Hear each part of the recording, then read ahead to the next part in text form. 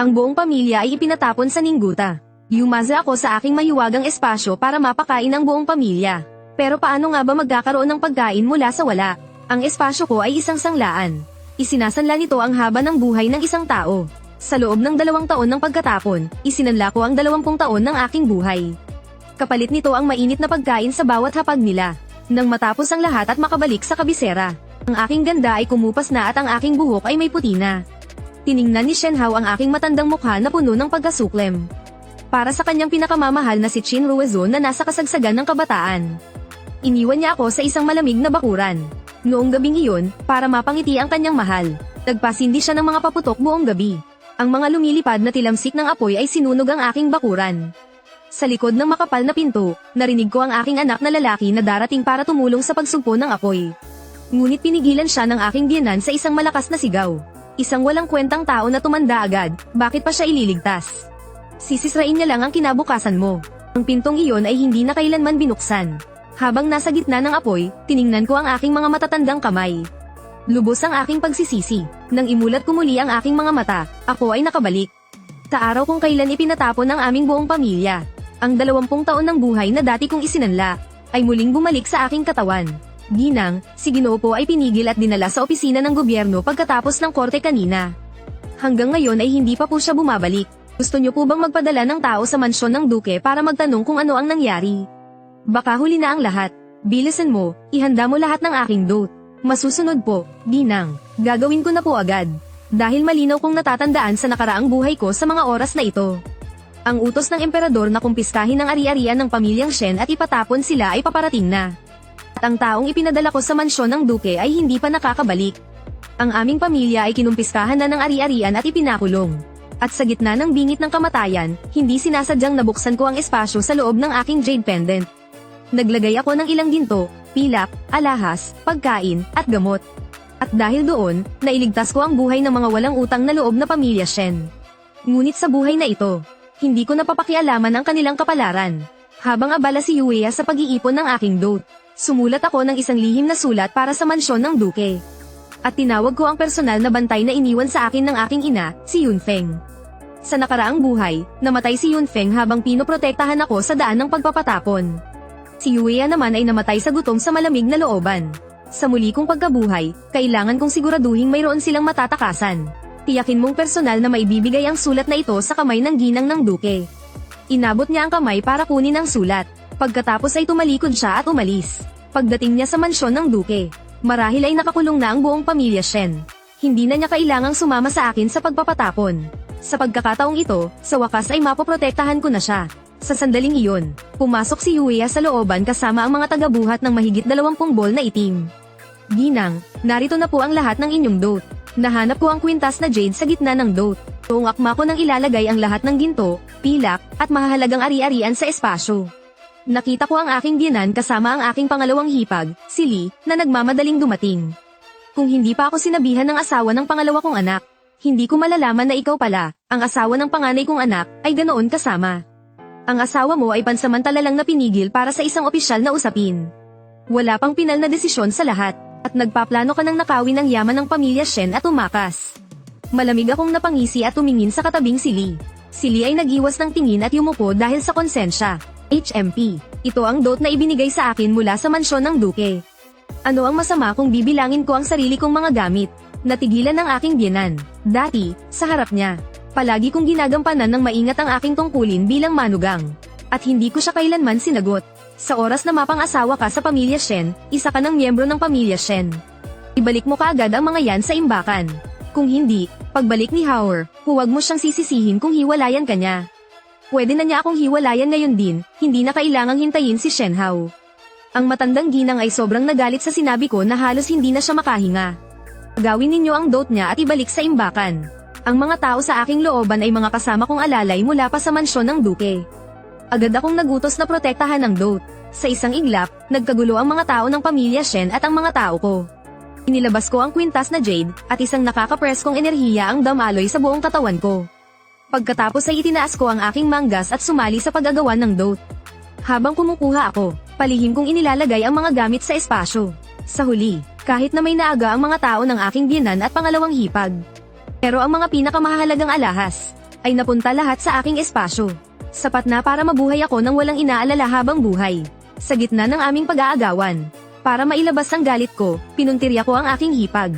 At ang biyenan ko, pinagsasampal ko ang kanilang mga mukha.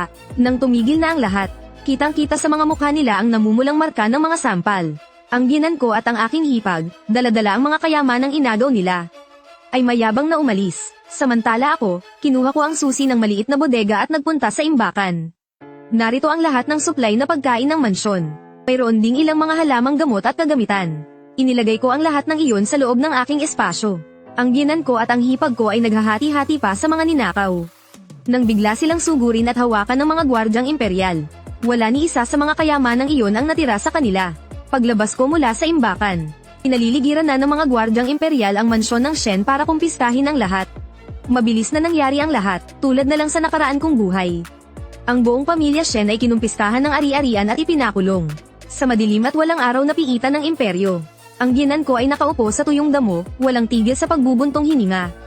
Hindi dapat pinakasalan ng anak ko ang isang katulad mong may dalang kamalasan. Kung ang pinakasalan lang sana niya ay ang senyorita ng pamilyang Qin. Tiyak na poprotektahan nila ang buong pamilya natin. Biyenan, nakalimutan nyo na ba noong kayo mismo ang nagpunta para mag-alok ng kasal? Ni hindi man lang kayo nakapasok sa tarangkahan ng pamilyang Qin. Sa sandaling iyon, 2 bantay ng kulungan ang pumasok na nakaalalay sa puro sugat. Na si Shen Hao, pabalik mula sa silid ng pagpapahirap. Basta na lang nila siyang itinapon sa loob ng selda. Humagulgol ang biyenan ko at sumugod para yakapin siya, umiiyak ng malakas. Sa nakaraan kong buhay, palihim kong ginamo si Shen Hao noong nasa kulungan kami. Inalagaan ko siyang mabuti para gumaling ang kanyang katawan bago kami ipatapon. Ngayon naman, gusto kong makita, kung walang tulong ng mga gamot ko, paano siya makakarating ng buhay sa Ningguta. Narinig ko ang 2 bantay na iyon habang papaalis sila, na nagbubulungan. May isang tanga na nakaluhod pa rin sa labas ng piitan. Ipinipilit niyang isa raw siyang gwardya ng mansyon ng Shen. At gusto niyang makulong kasama ng mga bilanggo mula sa pamilya Shen. Kung ako yun, matagal na akong tumakas. Bakit pa siya babalik para magpakamatay? Yung tandang yun, hindi kaya si Yunfeng na naman yun na bumalik? At gaya ng inaasahan, hindi nagtagal, ipinasok din sa kulungan si Yunfeng. Talagang ang isa siyang ganap na hanggal. Malinaw na nagutos ang mahal na emperador, na ang lahat ng alipin ng pamilyang Shen ay ibabalik sa kanilang mga sinilangang bayan. Bakit hindi ka pa umaalis? Itikom mo ang bibig mo. Yumuko si Yunfeng at hindi umimik, sadyang matigas ang ulo niya. Sa buong mansyon ng Shen, sa akin at kay Yuya lang siya nakikinig. Tiningnan ko si Yunfeng na may halong inis at pagkawalang magawa. Tinanong ko siya kung bakit pa siya bumalik. Sinabi ng ginang duke na gagawa siya ng paraan sa lalong madaling panahon. At maghintay na lang daw ang binibini ng magandang balita. Mukhang may pag-asa na ang usapin sa hiwalayan. Sa buhay na ito, ang nilalaman ng sulat na ipinadala ko kay Yunfeng sa mansyon ng duke ay hindi na paghiling sa ina na iligtas ang pamilyang Shen, kundi paghiling na iligtas ako. Basta't makapaghiwalay kami, makakaalis ako ng ligtas. Samantala, nakahandusay sa sahig si Shen Hao, halos mamatay na sa tindi ng pagpapahirap. Pilit na umuungol sa sakit. Agad na ibinaling sa akin ng biyenan kong babae ang sisi. Napakabuti ng trato sa iyo ng asawa mo sa araw-araw. Paano mo nagagawang maging ganito kawalang puso? Wala nang pumasok ka hanggang ngayon. Kahit isang sulyap ay hindi mo siya binigyan. Dahan-daang lumingon si Shen Hao at tiningnan ako ng may pagtataka. Asawa ko, sinisisi mo ba ako? Ginoo, magtipid ka na lang ng lakas mo. Dahil ang mas matinding paghihirap ay darating pa. Sa nakaraang buhay ko, ilang beses ko lang siyang pinagsabihan. At iyon na ang naging dahilan niya para pabayaan ako sa malamig na patio. Iniling ni Shen Hao ang kanyang ulo sa kabilang direksyon at hindi na tumingin sa akin. Totoo ngang dinamay lang kita. Kaya nararapat lang na sisihin mo ako. Lagi siyang umaasa sa pagpaparaya ng iba, para patawarin ang sarili niyang mga pagkakamali. Kalaunan, nagdala ng pagkain ang bantay ng kulungan. Isang malaking kaldero ng kanin na niluto kasama ng mga bulok na dahon ng gulay. Ang amoy pa lang ay sapat na para masuka ka. Lumapit ang biyenan kong babae para tingnan ito, bakas sa mukha niya ang matinding pagkasuklem. Paano naman malulunok itong sabaw ng kanin? Kung sino ang gustong kumain, siya ang kumain. Basta ako, hindi ko to kakainin. Pinilit ni Shen Hao na itayo ang kanyang katawan na puno ng sugat. Nanginginig ang kamay niyang sumandok ng isang mangkok. Sa mga susunod na araw, baka kahit ganitong pagkain ay hindi na natin matitikman. Pagkasabi niyon ay nagsimula na siyang kumain ng malalaking subo. Natulala ang biyenan ko habang pinapanood siya. Pilit siyang binigyan ni Shen Hao ng isang mangkok. Kumain siya habang mariing nakakunot ang noo. Pagkatapos, sumandok ulit si Shen Hao ng isang mangkok para sa akin. Asawa ko, dapat nating pagdaanan ng hirap at ginhawa ng magkasama. Lahat ng mga mata sa kulungan ay napatingin sa akin. Para hindi sila maghinala, kinuha ko ang mangkok at nagkunwaring iinumin ito. Pero bago pa man dumampi ang mangkok sa aking mga labi, sinadya kong itapon ang mangkok. At nagkunwari akong nasusuka sa sahig. Dali-daling hinagod ni Yuya ang likod ko. Tiningnan ako ni Shenhao nang may madilim na tingin. Bilang asawa ko, labis mo akong binaygo. Ang tono niya ay parang nagtuturo sa kanyang estudyante. Pero hindi umubra sa akin ang ganoong drama. Inirapan ko lang siya, at bumalik sa tabi ni na Yuya at Yunfeng. Hating gabi na, hinintay kong makatulog ang lahat. Saka ako palihim na kumuha ng tinapay na may karne mula sa aking imbakan. Si Yunfeng na nagbabantay sa akin ay hindi pa pumipikit. Kainin mo na, bilis. Nginitian ko siya. Pagkatapos ay ginaysan ko rin si Yuya. Kaming tatlo ay sarap na kumain ng tinapay na may karne sa dilim. Nagsinungaling ako sa kanila at sinabing, ito raw ay espesyal na pagkaing ipinaayos ng nanay ko sa gwardya para sa akin. Hindi naman sila naghinala, patapos kumain at mabusog, naging napakasarap ng tulog nila. Kaya naman kahit dumating si Chin Ruizo kinaumagahan, hindi ko man lang namalayan. Pagmulat ko ng mga mata, nagpupunas ng luha si Chin Ruizo sa may rehas. How, magtiis ka pa ng kaunti.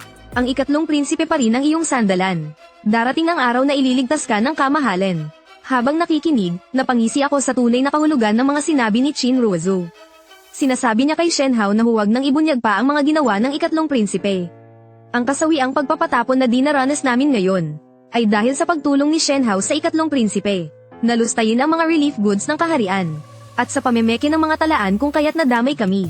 Noong una, balak ni Chin Ruizo na maging asawa ng ikatlong prinsipe. Ngunit sa nakaraan, dinungisan siya ng isang masamang loob. Tanging si Shenhao lang ang pumayag na pakasalan siya. Hindi pa siya nagatubiling pagbintangan ako na ako raw ang nagutos sa masamang loob na iyon. At ginamit ang pagkakataon para gawin akong kerida at ikulong sa isang malamig na kwarto. Initigan ni Shenhao ng malalim si Chin Ruizo. Huwag kang mag-alala para sa kamahalan. Nasasaktan ng kuya Hao mo na makita kang ganito. Ang sakit-sakit ng puso ko. Sinulyapan ako ni Chin Ruizo na tila may ipinapahiwatig. Kahit ang ama ko ay gumagawa ng paraan para sa pamilyang Shen. Pero ang pamilya ng Duke ay walang pakialam. Para lang protektahan ang kanilang sarili. Kahit ang kaysa isa nilang anak na babae ay binaliwala na. Tunay ngang napakalamig ng dugo at walang puso. Binibining Chin, kung hindi ka naman pala walang puso, bakit pagdating mo rito, ay hindi mo man lang dinalhan ang kuya Hao mo ng gamot at pagkain? 2 araw ng luha ang nagsisilbi niyang pagkain. Halata sa mukha ni Chin Ruizo ang pandidiri. Hindi niya namalayang napaatras siya ng 2 hakbang. Bago siya umalis, may ibinunyag siyang isang balita. Pagkalipas ng 3 araw, sisimulan na namin ang paglalakbay patungong Ningguta. Isang gabi bago ang aming pag-alis, itinapon din sa selda ng imperyo ang anak kong si Shen. Ang asawa niyang si Liu Yi, na malaki ang tiyan, ay isinilid din kasama niya. Ang manugang kong ito ay anak pala ng guro ni Shen. Hindi inaasahang nabuntis siya habang magkasama silang nag-aaral. Dahil dito, muntik nang mapatalsik si Shen sa akademya. Nais pa ng kanyang ama na bigtihin si Liu Yi. Ako ang naglakbay ng malayo para pumunta sa akademya at iligtas ang aking manugang. Isinantabi ko ang aking kahihiyan at paulit-ulit na nagmakaawa. Sa ganoong paraan ko lang naisakatuparan ang kanilang kasal. Pagkatapos ng lahat, sinisipa ako ng anak ko na hindi ko raw dapat ipinangako ang posisyon ng pagiging legal na asawa. Sinabi niyang magiging mataas na opisyal daw siya balang araw. Dapat daw ay tulad siya ng kanyang ama na anak ng Maharlika ang pinakasalan. Sa loob ng selda, pagkakita pa lang sa akin ng anak ko, agad niya akong sinisi. Inay, bakit po binugbog ng ganito si Itay? Bakit hindi mo hayaang si Lola ang gumawa ng paraan? Ang lakas ng loob niyang sabihin iyon na parabang siya pa ang nasa katwiran. Kahit na 2 buhay na ang pinagdaanan ko. Nang makita kong ganito ako tratuhin ng sarili kong dugot laman, hindi ko pa rin mapigil ang masaktan. Ang pagnanakaw sa bigas para sa mga biktima ng sakuna ay isusumpa ng libu-libong tao. Sino bang opisyal sa korte ang may malinis na kamay? Minalas lang talaga ako. Kung gusto mong mamatay sa gutom ang nasa sinapupunan mo, sige, ipagsigawan mo ng malakas. Inaplos ni Liu Yi ang kanyang tiyan at may pagsisising ibinaling ang tingin. Gumagit siya sa mooncake na may palamang karne. Hinayaan kong bantayan ni Yuya na maubos niya ito at nilinis din ang mga mumo. Pagkatapos noon, bumalik na ako para matulog. Sa isang iglap, dumating na ang araw ng aming pag-alis papuntang Ningguta. Dahil hindi agad nalunasan ang mga sugat ni Shenhao, lalo itong lumala, makakalakad lamang siya kung aalala yan ng pangalawang bayaw at ng biyenan. Dahil sa sobrang daming matamis na tubig na ininom ng aking biyenan. Palagi siyang nakakaramdam ng matinding sakit ng tiyan at pilit na lang itong tinitiis. Sa kabilang banda, kaming tatlo ni Yuya at Yunfeng ay pawang malulusog at mamula-mula ang mga pisngi. At puno ng sigla, ang opisyal na nakatalagang mag-escort sa amin sa pagkakataong ito. ay isang kapitan na may apelyidong Duan.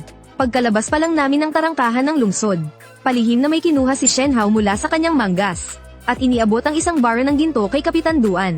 Ito ay bigay sa kanya ni Chin Ruizo noong dinalaw siya nito. Kuya, sa aming paglalakbay, sana ay alagaan ninyo kami. Ay sakit po ako at ang aking ina. Maaari po ba ninyo kaming ihanap ng doktor? Pinandilitan ni Kapitan Duan ang kanyang mga mata at biglang inagaw ang bara ng ginto. Gusto nyo pang magpatingin sa doktor? Managinip kayo. Ang perang ito ay katumbas ng buhay ng napakaraming biktima ng sakuna sa Yuzhou. Akala mo ba hindi ko alam? Natigilan si Shen Hao. Hindi niya alam na itong si Kapitan Duan ay isang taong matuwid at hindi nasusuhulan.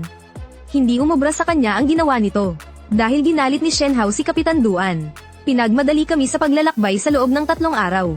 Pababa ng bundok, nagkamali ng tapak ang aking biyenan. At gumulong pababa ng 2 baitang. Habang siya ay nahuhulog, walang malay siyang napakapit kay Yuea. At hinailan niya ito kasama niya sa pagbagsak. Ginawang panangga ng biyenan ko si Yuea para hindi siya masaktan. Pareho kaming nagmamadaling bumaba ni Shen Hao. Ayos lang po ba kayo? Buti na lang at nandyan ang aliping ito para maging panangga ko. Nagkaroon ng maraming gasgas at sugat si Yuea sa kanyang katawan. Sa kabutihang palad, hindi naman malalim ang kanyang mga sugat. Samantala, ang biyenan ko ay patuloy pa ring umiiyak ng buong pighati sa mga braso ni Shen Hao.